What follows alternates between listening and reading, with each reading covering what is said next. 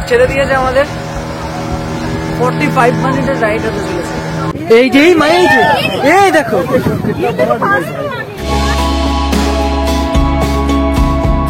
Good morning everyone. তো গোয়ার day 2 ব্লগে তোমাদেরকে ওয়েলকাম জানাই।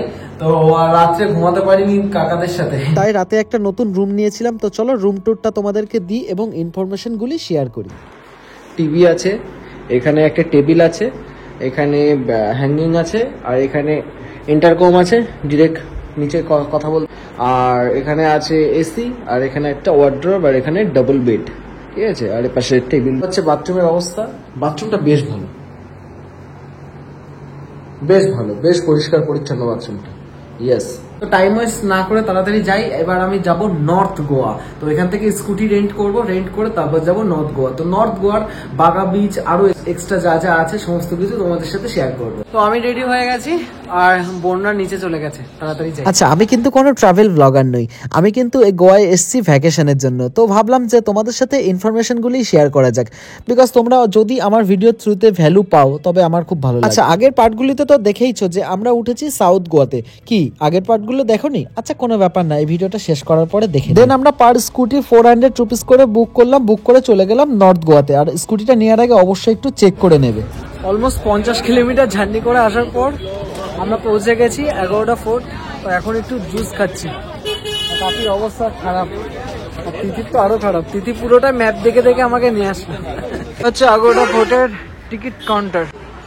টিকিট কাটা ডান, 25 টাকা করে নিল টিকিট, এদিক থেকে এন্ট্রি মেবি। আচ্ছা, 25 টাকা পার পার্সন টিকিট কেটে আমরা চলে এসেছি গোয়ার ওয়ান অফ দ্য ফেভারিট একটা ভিউ পয়েন্ট, সেটা হচ্ছে আগোয়াডা ফোর্ট ভিউ পয়েন্ট, ঠিক আছে। বাট এখানে অতিরিক্ত বেশি গরম ছিল, এত গরম ছিল মানে কি বলবো, মানে ধারণার বাইরে, এতটাই গরম ছিল। আমি খুব বেশি একটা কিছু শুট করতেই পারিনি এখানে, প্রচুর বেশি রোদ আর প্রচুর বেশি গরম। দেখি নিচে একটু যাই, তোমাদের জন্য যাচ্ছি, আর কারোর জন্য না। আমার দেখার আর কোনো ইচ্ছা নেই। রোদ ঘোড়া মাথায় উঠে যাচ্ছে। বাবা না, এখানে থাকা যাচ্ছে না। আচ্ছা, এবার আমরা এসেছি ডলফিন ট্রিপ করতে। ডলফিন ট্রিপ বোর্ডে করে। নেক্সট আমরা চলে এসেছি ডলফিন ট্রিপ করতে, যেখানে পার পার্সন টিকিট ফেয়ার রয়েছে 300 টাকা, যেখানে 45 মিনিটের এই বোর্ড রাইডটা হতে চলেছে, যেখানে আমরা দেখতে পারবো ডলফিন। তো বোর্ড ছেড়ে দিয়েছে আমাদের, 45 মিনিটের রাইড হতে চলেছে।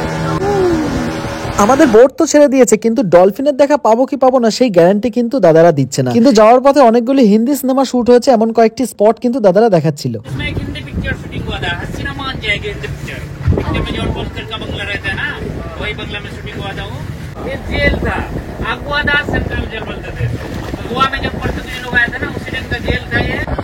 এখানে আছে ডলফিন, ওই যে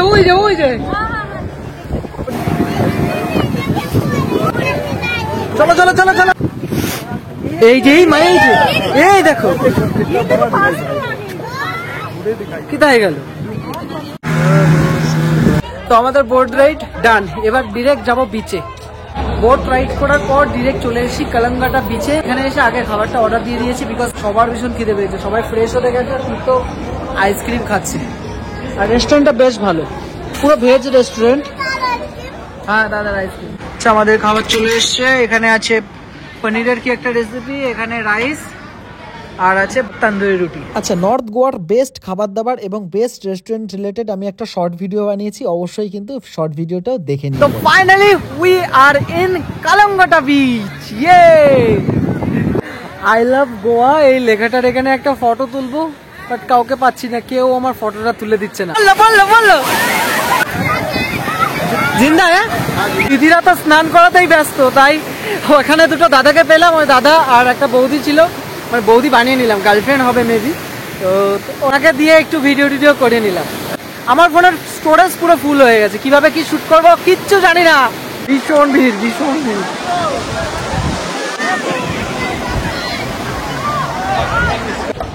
তো একটু আখের রস খেয়ে নিচ্ছি, গরম লেগে গেছে। এবার আমরা এসেছি সেই ওয়ার্ল্ড ফেমাস বাগা বিচে। দেখা যাক বাগা বিচটা কেমন। আচ্ছা, গোয়া আসার আগে যে কথাটা সব থেকে বেশি শুনেছিলাম সেটা হচ্ছে বাগা বিচের কথাটা। তো হ্যাঁ, গোয়া মানেই যে বাগা বিচ সেটা এখানে না আসলে একদমই বুঝতে পারতাম না।